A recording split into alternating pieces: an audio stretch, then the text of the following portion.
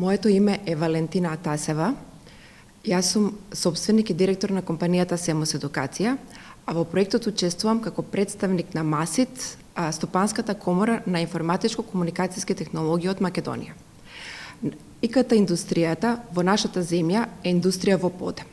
Во неа работат околу 2000 компании кои вработуваат 15.000 вработени. Бројот на жени во овие компании, за жал, се уште не е доволно истражен или не е доволно познат, но знаеме дека ситуацијата низ годините значително се подобрува и очекуваме тој број да многу брзо да се приближи до 50%. Бројот на колешки, жени, кои што доаѓаат на факултетите, финки и сите други факултети од формалното образование, меѓутоа исто така и во тренинг центрите од неформалното образование, исто така изнесува околу 50%.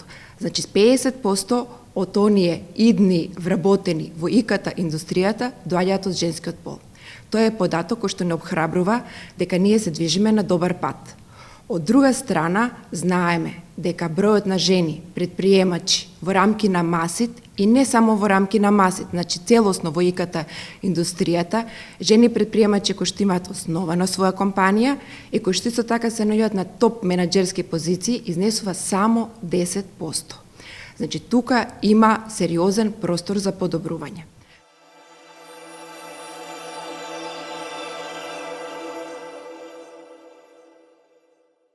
Со оглед на тоа дека ИКТ индустријата е надежна индустрија која што е во постојан подем и раст, обезбедува сигурно вработување, обезбедува вработување кое што е добро платено, може да се работи од дома, може да се работи од работно место, од било каде на земјината топка, во земјава или во странство, може да се работи за било која компанија и сето тоа се факти кои што обезбедуваат бројот на студенти, како во формалното, така и во неформалното образование да расте. Значи, официјалните податоци, повторувам, и од тренинг центрите кои што се дел од неформалното образование, како и факултетите во нашата земја, велат дека бројот на студенти кои што се запишуваат во прва година изнесува 50%.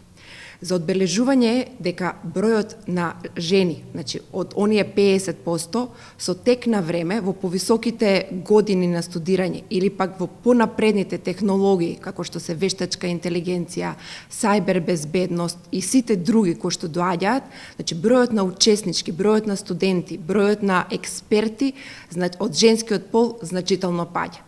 Ако се запишуваат 50%, до завршувањето овој број опаѓа. И тоа е факт на кој што ќе треба да поработиме.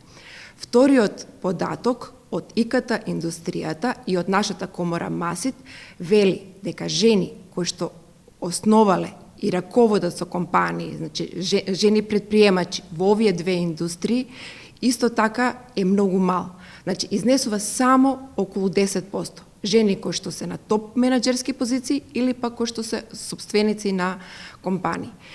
И ова се броеви на кои што ќе треба да се поработи во рамки на проектот. Од една страна да се мерат овие податоци низ годините кои што доаѓаат, а од друга страна да се работи на тоа да се подигне свеста дека ИКТ индустријата и да се биде собственик или менаџер на компанија во ИКТ индустријата носи многу поволности.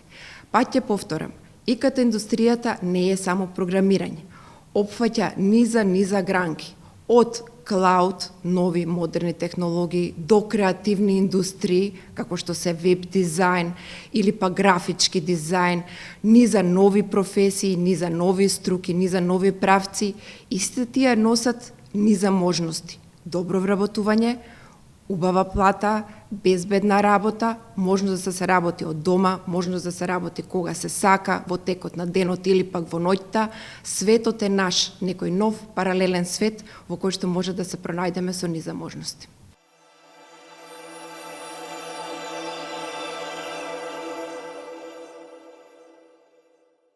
Со оглед на тоа дека ИКТ индустријата е хоризонтална индустрија која што навлегува во сите други, значи таа е дел од сите останати индустрии. Значи веќе без ИКТ, дали како професија или пак како алат во користењето, во секојдневното работење, пример, не знам, сите користиме компјутер, и доктори, и економисти, и наставници, учители, адвокати, значи сите веќе користиме компјутер.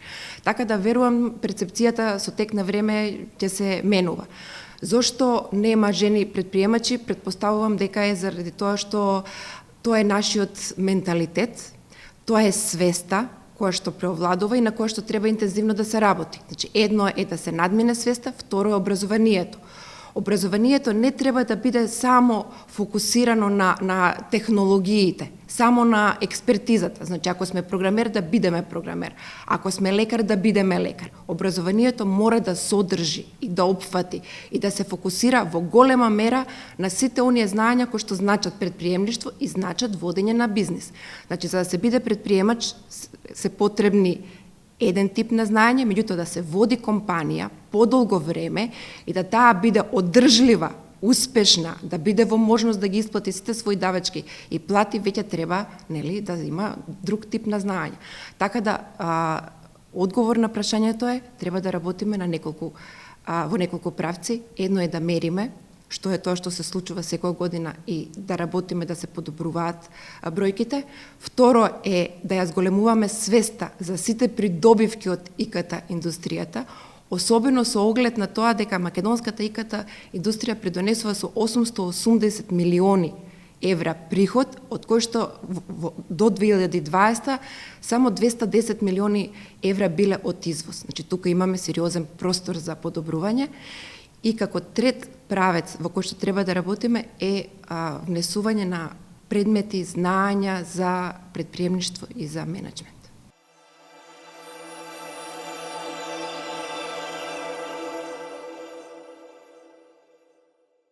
Бидејќи јас сум инженер и доаѓам од ИКТ индустријата, а ние работиме со бројки, очекувам да имаме мерливост, значи да ја знаеме состојбата денес, кога почнуваме, и да ја знаеме состојбата на крај на проектот, да се споредиме и да покажеме колку сме напреднали, колку сме допринеле целата севкупната состојба во нашата земја, не само во ИКТ и во останатите индустрии, нели, кои се подобрувањата.